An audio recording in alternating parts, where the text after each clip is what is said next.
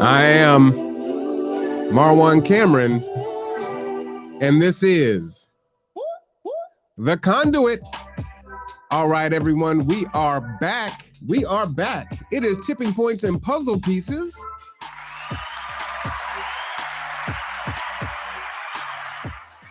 You know the man, the myth, the legend, Mark Boatwright-Frost.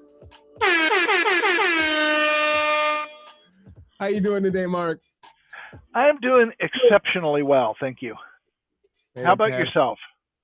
You know, I'm doing pretty good. You know, blessed and highly favored, which definitely takes on special meaning on harder days than others.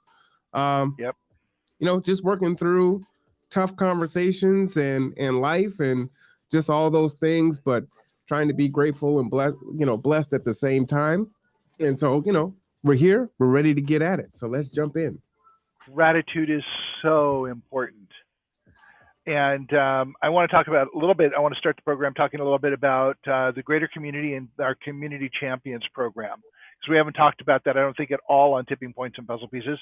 And as you know, there's other things I want to talk about. But I spent a lot of this morning talking to people who are on our Champions page on the website. And I went by Cookies today, the pet supply over in Port Orchard.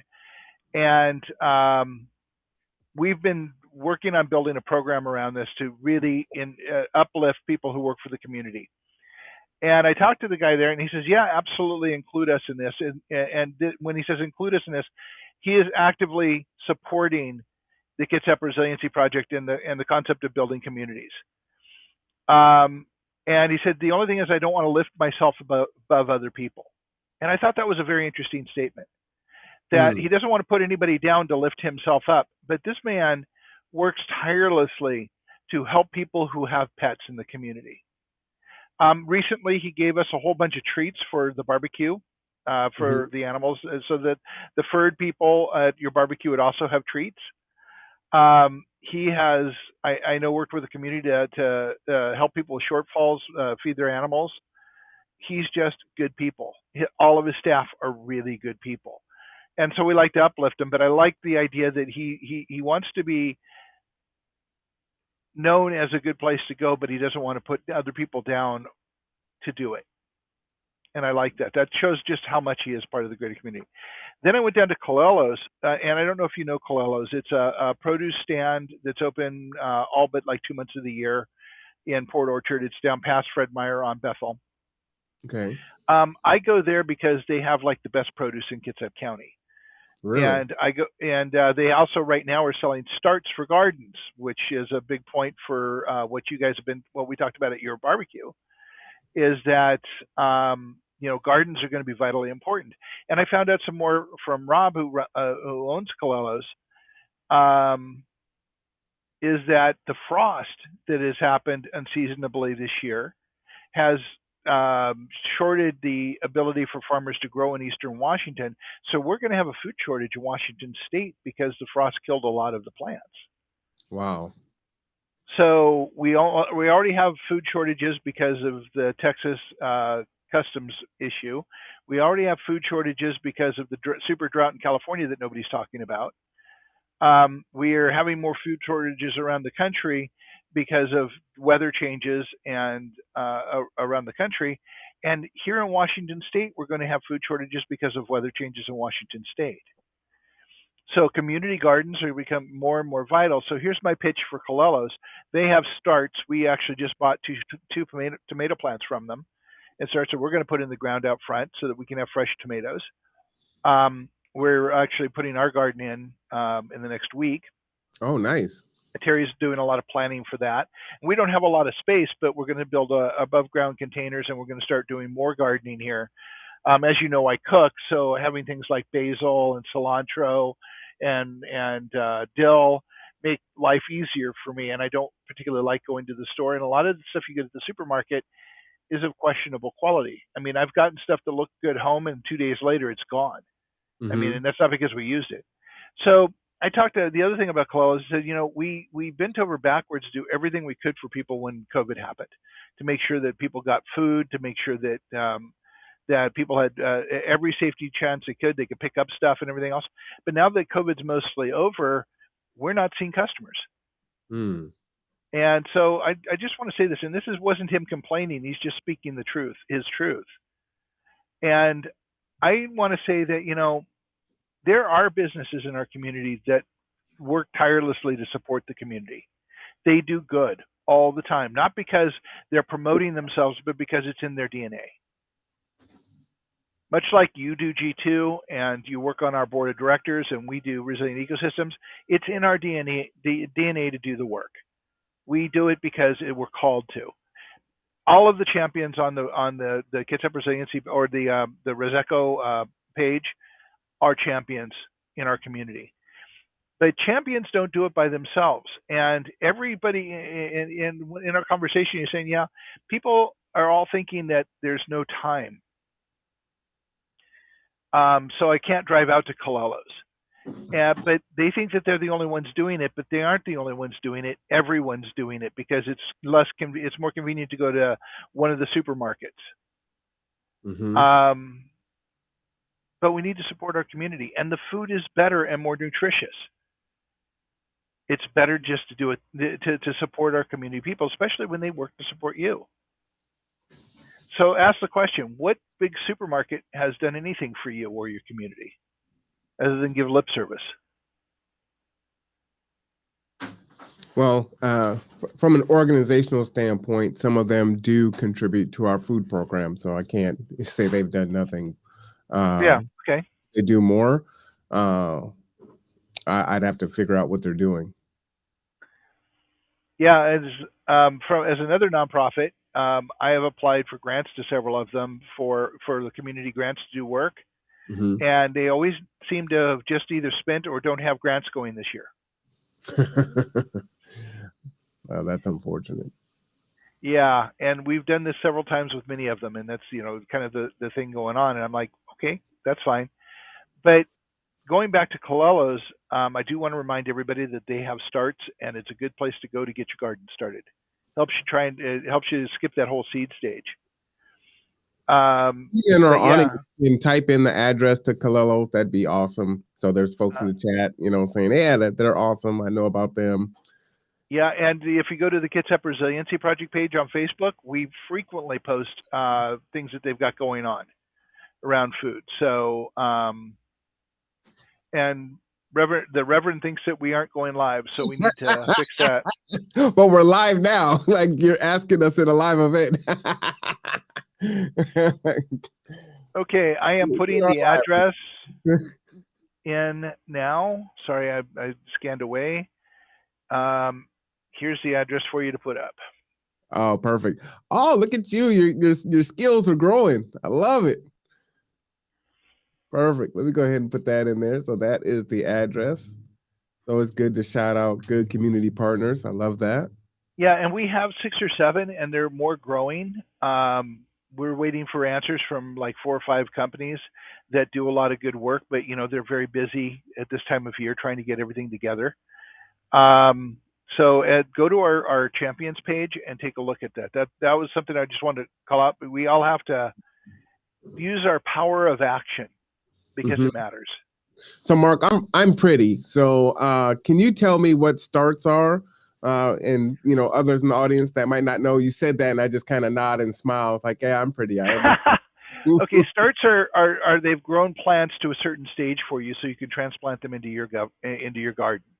Oh, wow. We just got a foot tall tomato plant that we're going to put in the ground, and that means that we'll have tomatoes in a month or so. I think that's what I need. I need starts. I don't need to start from the seeds. And you need to go over and go shopping at Cololos and buy a flat of starts to put into your garden.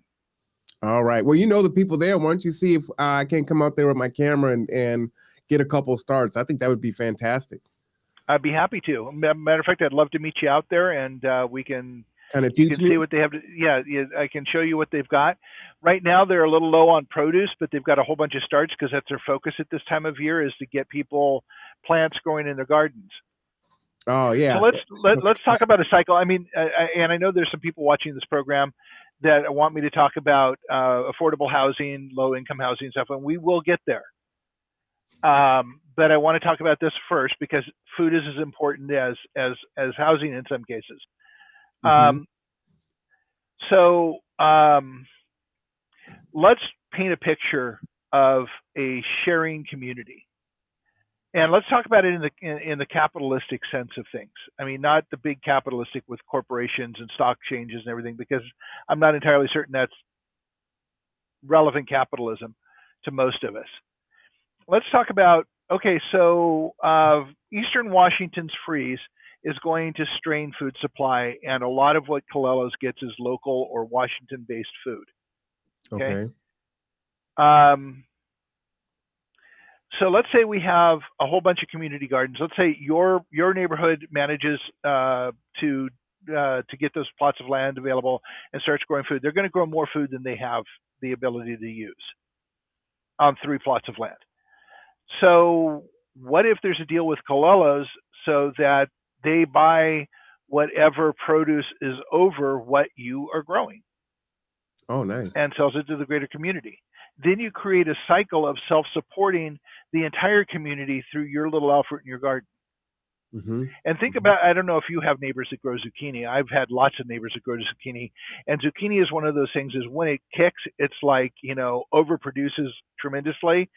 We used to joke about the person growing zucchini and them dropping baskets and running at your doorstep full of zucchini. And finding recipes for zucchini bread, zucchini, this, zucchini that. By the way, I use zucchini for lasagna instead of Mm-hmm. noodles. I slice Oh, it I've had thin it and that use way it. before. Yeah. Yeah. So there's lots of ways you can use zucchini that most people don't think of. I make zucchetti all the time, which is using zucchini as spaghetti. Zucchetti. Zucchetti. Oh, So that's good. so the point is we can create our own small industries. We just have to think about it. Mm-hmm. And this is and you know about our Food for All project that we're trying to get off the ground, and we are getting off the ground. So I'm not going to say trying. We are actually getting it off the ground. We're going to be working on the Power for All, which are all pieces of it. And now let's shift over a little bit to Shelter for All, because that's Before you an get ongoing into that, conversation. Yeah. I just wanted to ask because you were talking about sell the overage back to the store. Would Yeah. another option be or Give to it to kind the of food set banks. or no, I was going to say set up a barter system. So if there's another community garden that Absolutely. doesn't grow zucchini, then we exchange the overage for potatoes, because they Or have no room strawberries. for those. Yeah, or whatever. And Yeah, then absolutely. But okay. there has and actually I talked to Stephanie at G2 a little bit about this yesterday. Is centralizing information so people have the ability to do that, to create a barter system. I know Kitsap Fresh was working on something like that a while back. At least I think they were, and other people like KCAA were working on that. But nobody even knows who they exist. Matter of fact, I was at a meeting with KCAA, and they threw out a statistic that blew my mind.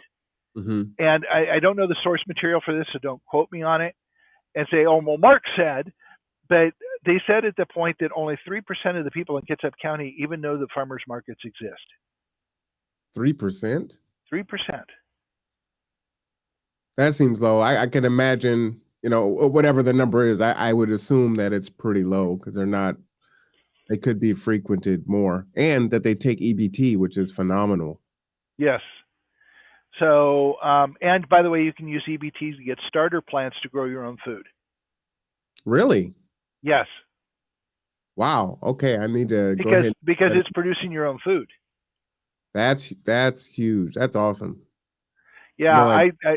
Yeah, that's just an incredible benefit. You can grow your own garden and feed yourself with your EBT card. Did you know that? You can use your EBT card to get starts like tomato plants and grow your own food. Wow. Yeah, isn't that cool? See? You just taught 2 people something that we didn't know. and something That's you the can whole pass point. on to other people. Well, that's what I did live on Yeah. air. You know, no, Yep. and that's how this is supposed to work, right? That's the whole Right. point of this. I love it. So go ahead. I digress. I interrupted you there. Oh, it's okay. So these are important things to people know. We have to centralize the information so we can start getting people using it, but we have to drive people to use the information sources. So it's Mm-hmm. kind of a piece. And I know that Rev is working on your website, and I know that Stephanie mentioned that you're going to be putting up how to find nonprofits and sources for things that you need Mm-hmm. on the site. I think that's a great place. Now we have to figure out how to market it to get people to it. Yeah, absolutely. So yeah. And So stay tuned. we're It's shifting. gonna be up in 2 weeks.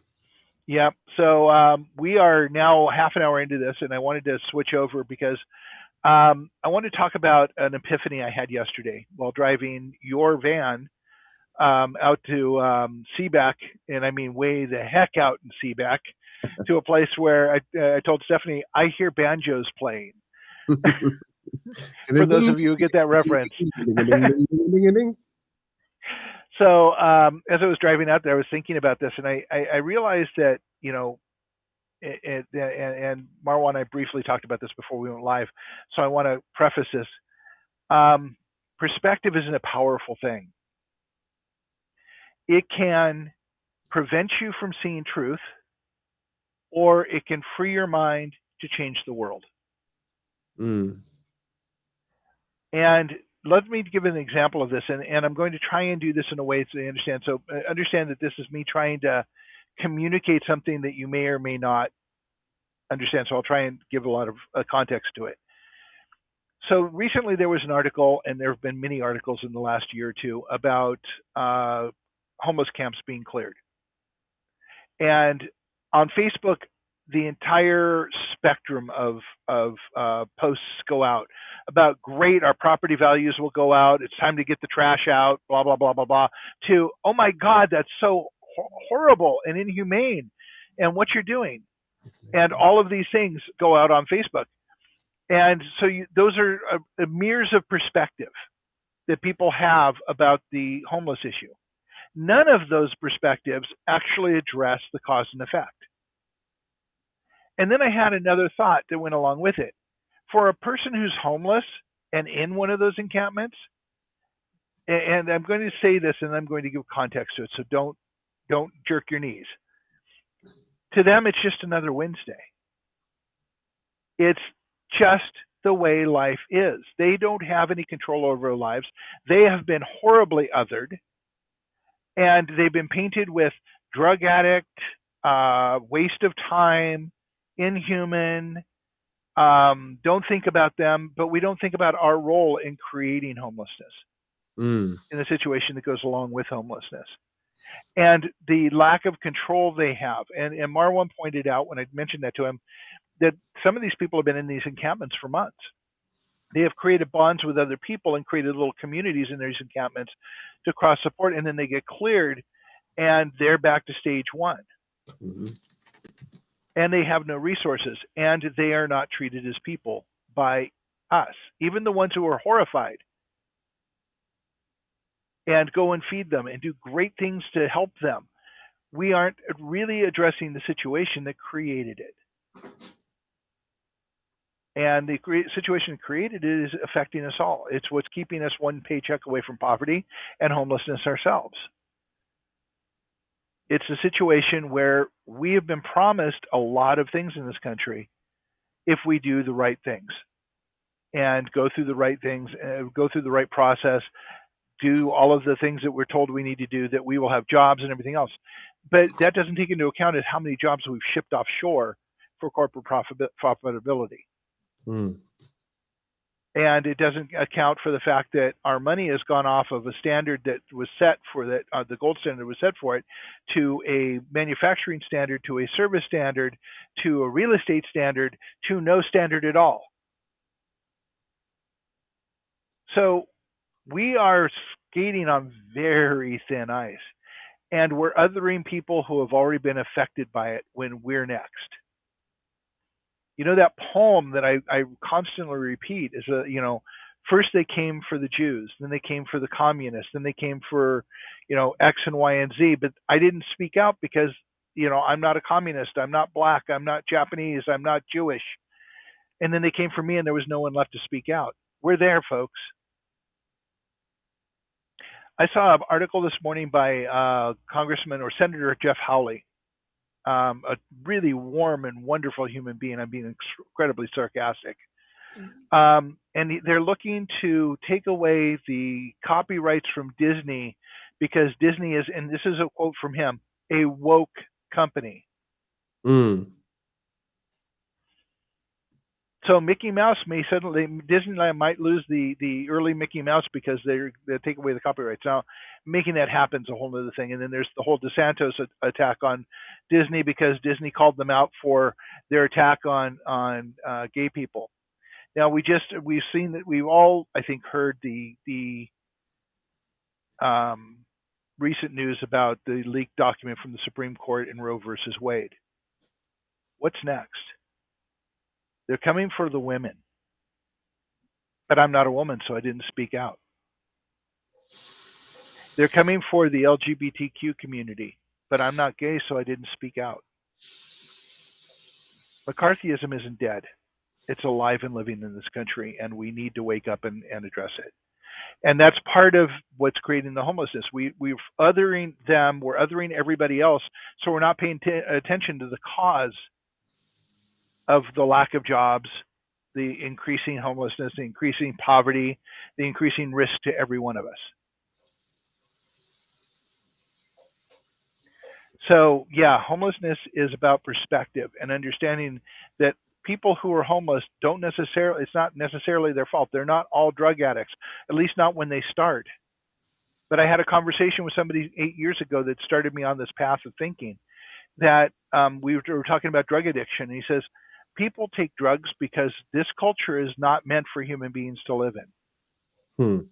We can't win. We have to do something to dull the pain. So that's the thought. Now, going on to the other two sides of that, homelessness is partly created because we don't have affordable housing and we don't have low-income housing. It's not being really developed, and everyone's shrugging their shoulders and moving on. And this is not belittling what Bremerton Housing Authority is doing or Kitsap Community Resources. They're doing as much as they possibly can with the tools that they have and the rules that they have. They need help from us, all of us, the greater community, coming together and finding solutions. So I'm putting a challenge out there today.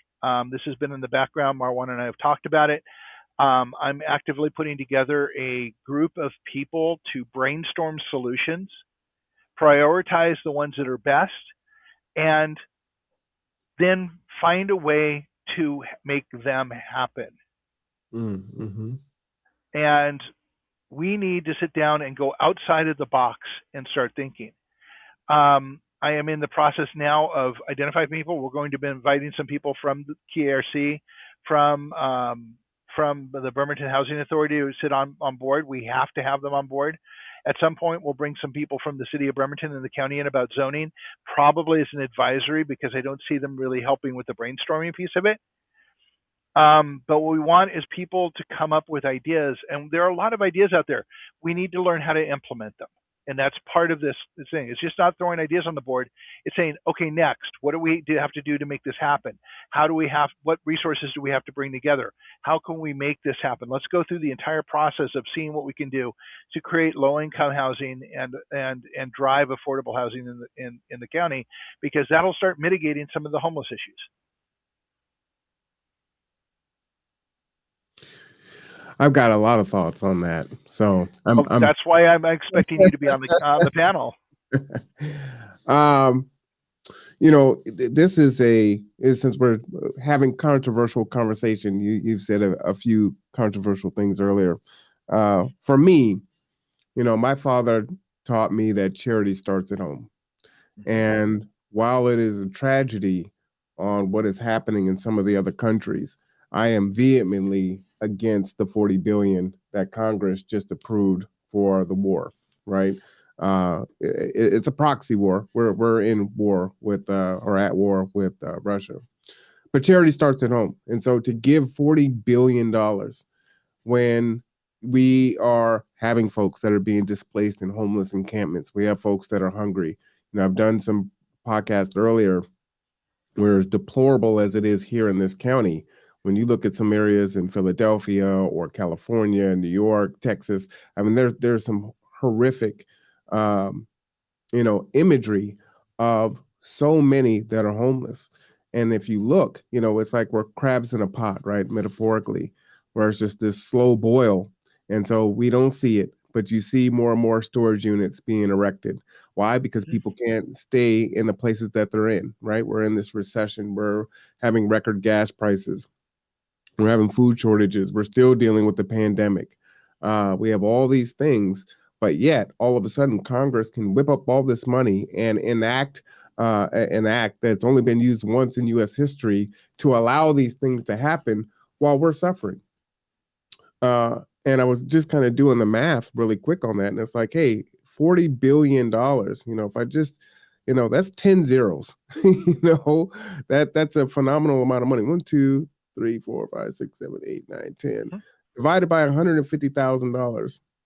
If a home was $150,000, we could provide 266,666 homes by doing that. Single family units. We're not even talking about multifamily units. And so charity really does need to start at home. If we're going to do that, as you said, it feels like we're swimming in quicksand. KCR, they are doing what they can. Bremerton Housing Authority, they are doing what they can, but they get their marching orders from HUD and, from up on high. And so it's just not a priority. We allow these things to happen. One of the things that, when these ideas are generated, I don't think that it should be, you had mentioned this before, lawful for people to profit off of, basic needs, housing, food, things of that nature. So to have all these businesses. And I think the commodity market needs to be destroyed. I think it needs to be torn down. The Koch brothers made their fortune on manipulating the prices of oil. Not surprising. Yeah. So the commodity market made those, the people who are trying to take away everyone's rights in Kansas and across the country and are running right-wing think tanks to do just exactly that, to take away our rights, made their money on oil prices on the commodities market. Mm-hmm. Yeah, I think it should be abolished. Yeah, it's ridiculous. So why allow, these commercial entities to buy up all these properties and then raise the rent? It's ridiculous. There was an article just recently about that, where major corporations are going through and buying up low-income housing and then starting to raise the rent on everybody. Yeah. We need to, there's a lot of stuff that has to happen here. And it's going to require a grassroots network. You've heard me say that every single podcast. We need to come together, build a grassroots network, and push the agenda of human rights. We, the people, you're right. Absolutely right. We, the people, need to come together and do this. So where are y'all? Waiting for it to come to you because you're not black, you're not LGBTQ, you're not a woman who needs an abortion, you're not impoverished, you're not currently homeless. You're sitting at home, it's not about me. But it is, isn't it? Because everyone is at risk. Every single one of you is at risk. Over half the country is one paycheck away from poverty or homelessness. Mm-hmm. One paycheck. Any hiccup, and it's done. And we're not even talking about things like, climate change and the increasing food prices, which is going to put you even closer to the edge, or the ever increasing ridiculous home prices. And I'm going to give a little context here. I lived in Silicon Valley and worked in Silicon Valley for a while. Home prices were ridiculous. But even before that, I grew up in Newport Beach, California. Newport Beach is a very affluent area. And I watched people buy really nice homes just to have another development block their view, and another development block their view. And there was a huge battle between Joan Irvine, who is the daughter of the Irvine family, and the rest of the corporation, the Irvine Ranch Corporation, to stop that She wanted to stop the development and keep the area pristine. Well, she eventually lost. And if you go down there now, the entire area is paved over, and you can drive down the Coast Highway, and you will not see the beach or the ocean from the Coast Highway all the way down to Dana Point because it's all condos now. Mm. Places I used to go walking through the fields and climbing down the cliffs to go diving or riding horses is now all condos. All.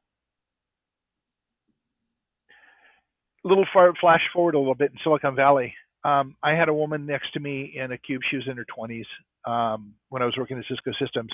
And I listened to her talk to a real estate agent about how to convert her options of stock. This is not even owning the stock.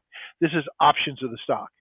How to buy a home she could not afford in Silicon Valley using stock options. And this is a year before the dot-com bust, where everybody lost everything. I am just watching the real estate and the fact that you could not live in Silicon Valley and work there. People were going out farther to Tracy, to Livermore, to all the way out to the I-5 corridor, where they got BART going in and out. They were commuting 3 or 4 hours to get to their jobs because they could not afford to live where they work. Look around Kitsap County. We already are in a position where people can't work and live here because the prices are going up and up and up. This is a reality that's happened in Seattle, San Francisco, Dallas, New York. Every major city in the country has priced out the people who work there. No, do we have an endless supply of rich people to buy these homes? Because that's the next question. If I can jump in, one of the things that I see as a concern is this, gather together, grow together is one of the buying force that helps with eviction assistance, right? And, at 3 p.m., everyone should tune in because you do want to apply. The Section 8 is going to open up here on Monday. So you do need to sign up for Rent Cafe if you haven't done that. My issue is everyone who gets help now, applause, right? Great. You help someone stay in their home. You help the family stay in their home. You help the individual stay in their home. And that can't be discounted. That often is. It's like, oh, it's families or women. It's like, hey, there's a bunch of men that are out here that need homes also, right?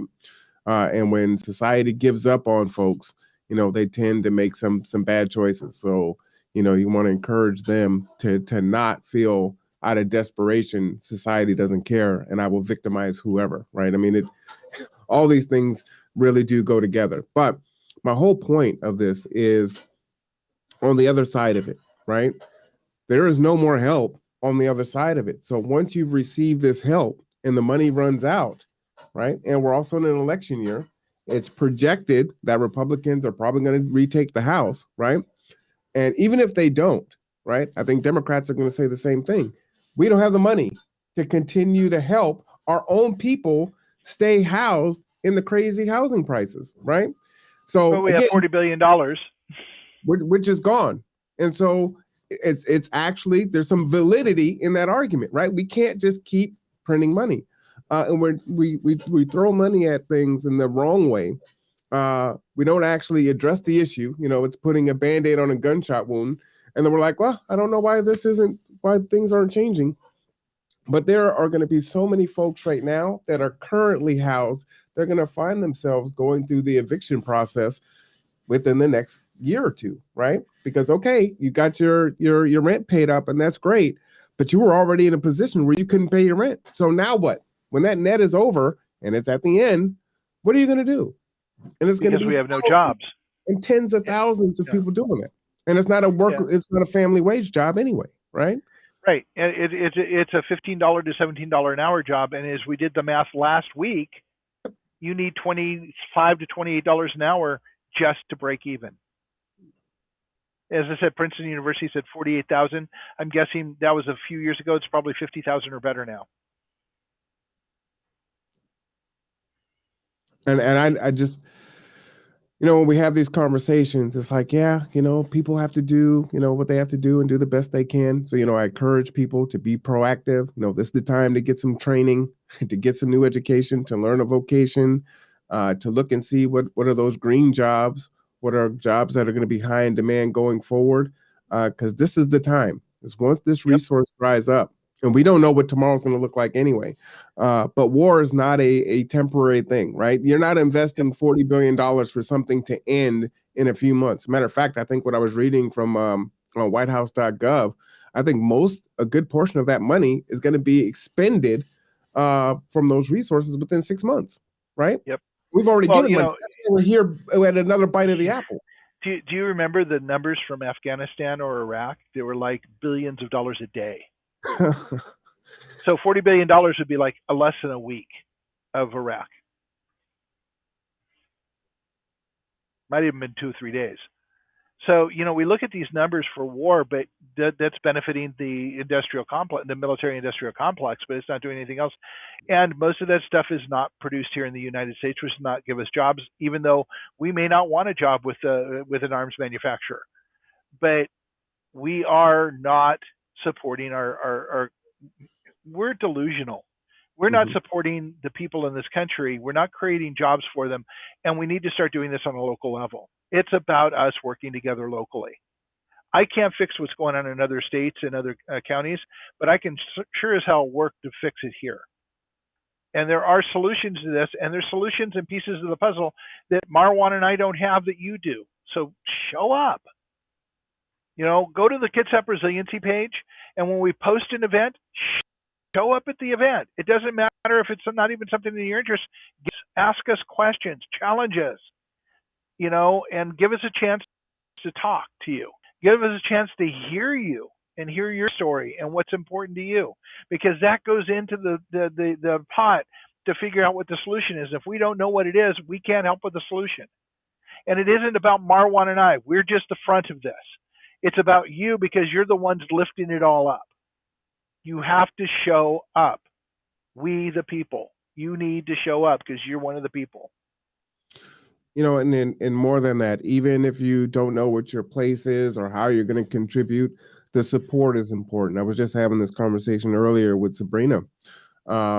And sometimes you need that encouragement from others to lift you up when you're thinking, why the hell? Why should I continue to pour into something that's not likely to work out, right? A lot of folks are blinded or ignorant, can't feel like they're powerless and there's nothing they can do about it, so they don't try. And including Marwan and I. Yes. We have bad days. Yes. And a message from one of you saying, I'm really happy that you said that, makes a whole lot of difference to Marwan and I. Yeah. We're watching folks that, that I think do good work in the community pass away. And it's like, so what is the legacy? What has changed? How do we change the hearts of other folks and start gathering we the people to actually be the change that we want to see, right? We need to come together, and it's so important. We're at a precipice right now where I'm hoping that it's not too late, which is why I continue to pour into this and sacrifice and keep getting up every morning and do it. But, even when I started G2, folks were telling me, like, why the hell would you put all this money into helping these strangers? And, again, what they say about many of the homeless, folks that are, they've made their own decisions. I hear, a lot of times liberals will say the talking point, if this person lost their job for a fault not their own, it's like, why do you even need to put the, when it wasn't their fault in there? Why does that qualifier need to be in there, right? So nobody chooses to be homeless. Yeah, just show up. It helps definitely to keep us going. It helps to keep us going and to continue to gather others to us. I mean, there's times when it's like, why? Let me just focus on my daughter, focus on those that are really close to me, and kind of like the hell with everyone else. They want it, let them eat cake. I don't know what that's from, but that Marie Antoinette and the Napoleonic Wars. But it's actually misquoted. Cake is the bottom of the barrel. Really, that's in the terms of what they were actually speaking of. Is let them eat cake is the bottom of the barrel, the dregs left over after everything's been taken out. Got you. Got you. But we've made it sound like she's saying, Yes. lemon chiffon cake, Yeah, mhm. But yeah, just show up because it makes a big difference. Marwan and I do this literally 7 days a week. We are never not working. Okay. And we work together because I work with G2 and as a driver 2 days a week, sometimes more. And Marwan is the president of our board of directors because he cares and we see how the synergy works here. Mm-hmm. And that's our story, and we do this every day. When you hear us talk about community champions, I do not want you to get the wrong idea. We aren't going to these people and saying, "Hey, subscribe to this, and we're gonna highlight you." These are actually people who do the work. We don't want any money from them. We want them to be highlighted because they do important work for the community, and they need to be supported by the community, which is, by the way, you. So we want you to support the people who have been supporting you without asking anything from you. Yeah. And it's going to set a model. When we start doing that together, things get better. We create this thing called synergy, where the outcome is far greater, exponentially greater than the sum of its parts. But the parts have to be there. Show up.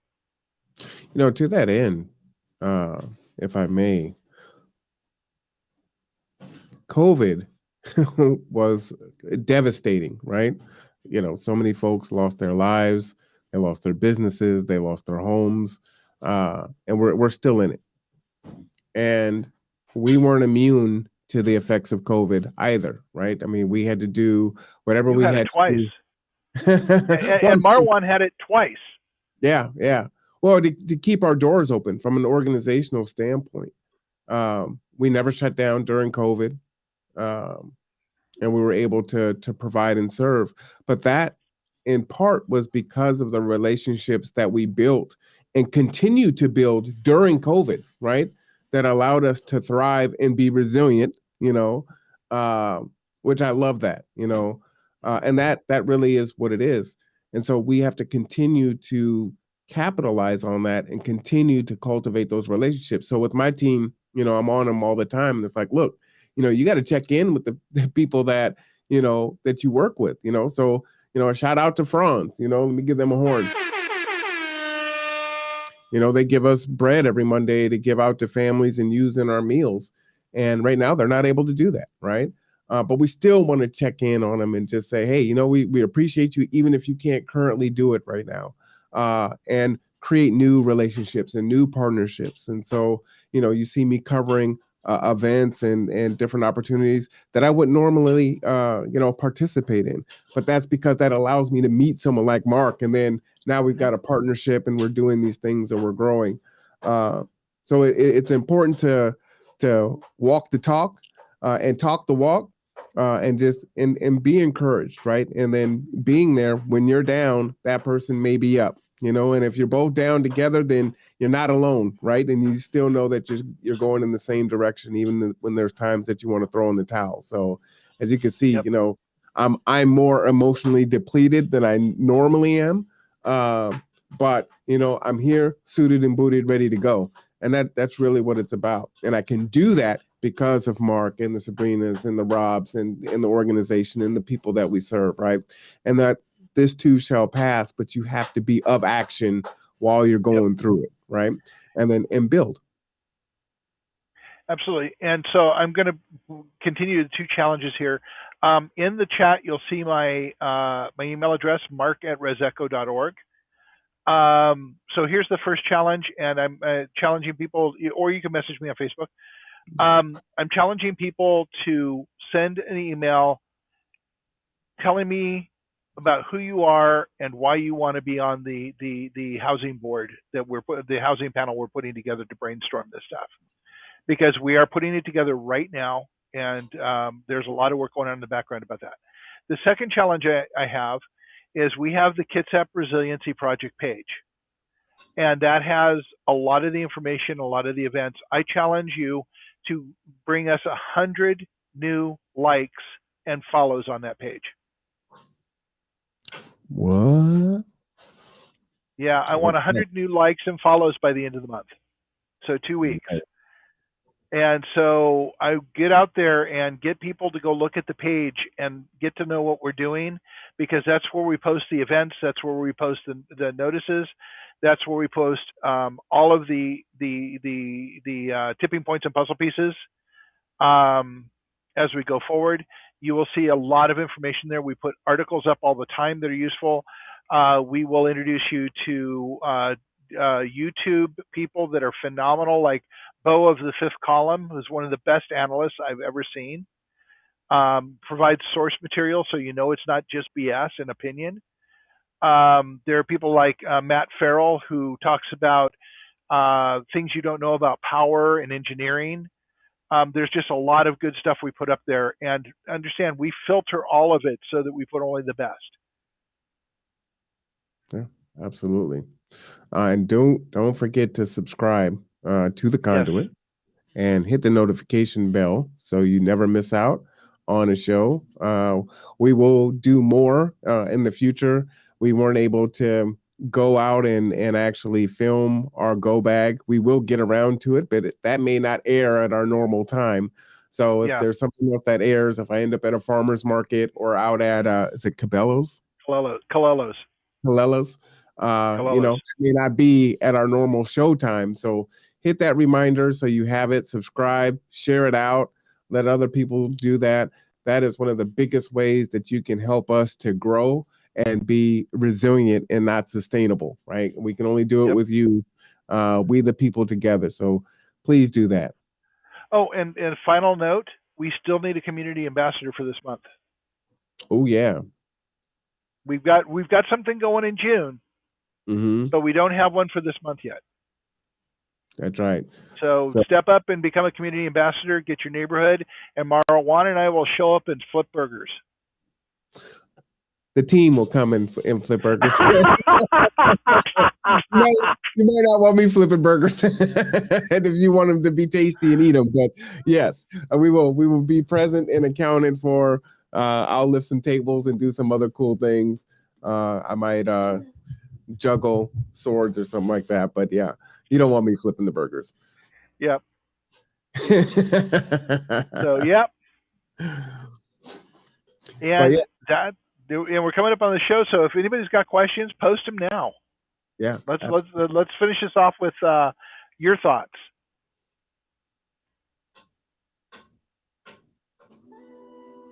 I hear keyboards typing everywhere. Do you? Well, I think people are just kind of taking it in, and it's hard. We're still in an era of being canceled for what you think and what you believe. I will tell you, I am divergent in some of the things that Mark said earlier, and that doesn't stop me from working with Mark. And that's where we have to get to. You talk about bipartisanship, and well, not you, but you'll hear that politically and whatnot. And there is a place that we can meet in the middle on some things, even though we may be far apart on others. And it's just the intentionality of saying, you know what, I can see you as a human being. We have to find a way to solve these issues of our time, and they're huge. And how can I exist and thrive knowing that my fellow man is suffering in the way that they are? So that's kind of my comment in the chat. Yep. And there's two words that I think of about this. One is respect. We use that word in a lot of ways, but we just need to respect each other and respect each other's stories and respect each other's histories, because we cannot possibly know what the other person has gone through, what their experiences are, and how they got where they are. So you just have to respect that they got there in the best way they can. I think there's an accountability piece too that's missing also. So we can cancel folks, but holding each other accountable is really important also. Yep. And then the other one is the commonality. Besides all of the stuff being thrown out about our differences, we are far more in common than we have different. Absolutely. Well, I tell you what, another good show as usual. Again, I apologize for starting a little late today, but for Mark Boatwright-Frost, I am Marwan Cameron. This is The Conduit. This show is Tipping Points and Puzzle Pieces, the best hour of your day. We'll see you next week.